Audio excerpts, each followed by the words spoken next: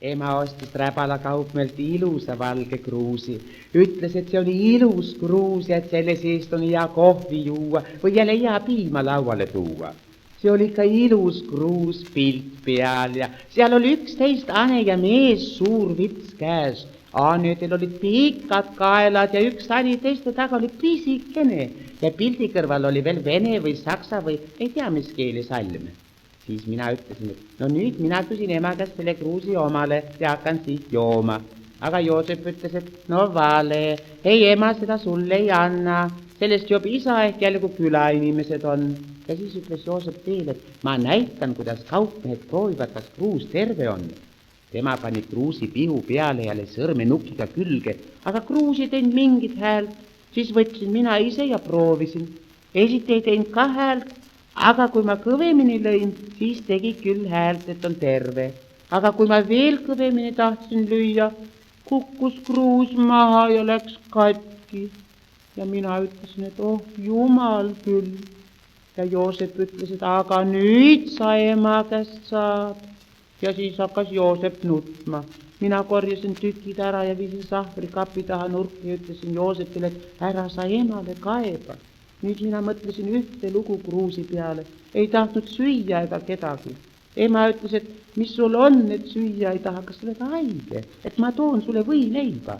Aga mina ei tahtnud midagi. Ja kui vanaema peale sööki õhtupalvet luges, siis mina palusin ka tasakesi, et armas Jumal, kuidas sellega saaks nii, et ma ema käest peksa ei saaks. Ja kui juba asemel olime ja tuli oli kustunud, siis ütles Joosep, et kas hakkame nüüd selga kratsima. Meie kratsime igal õhtul teineteise selga, nii hea on. Aga mina täna ei tahtnud. Ütlesin ainult, et oh Jumal küll, et kuidas selle kruusiga ikka saab. Ja Joosep ütles, oleks kui niisugune kall vanamees paluks seda, et see nõiuks terveks. Ja mina ütlesin, jah, ei ole jälle.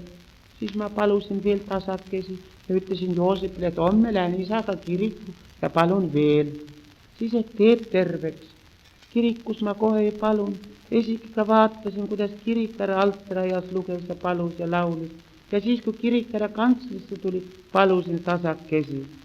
Armas taevani isa Jumal, mina palun, et kui mina koju tulen, et sina teeksid selle kruusi terveks. Siis mina oleksin ühte puhku hea laps.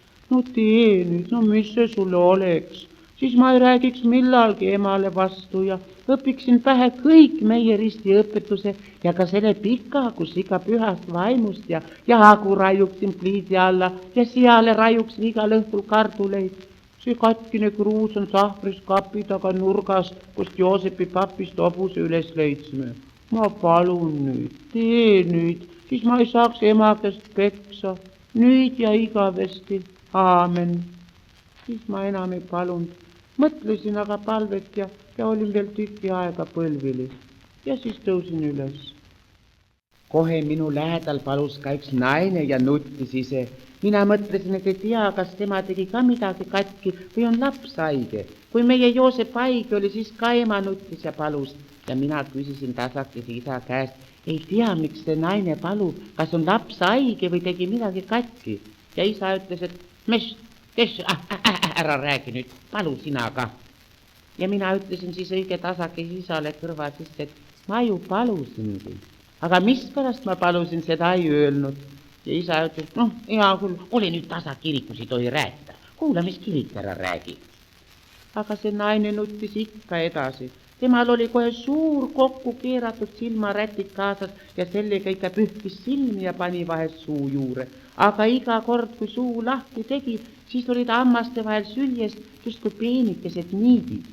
Siis mina vaatasin, kas isa ka palub, aga ei saanud aru. See jutlus oli ka pikk ja pikk. Kirikulagi on kõrgi ja kividest ja sedasi kumer.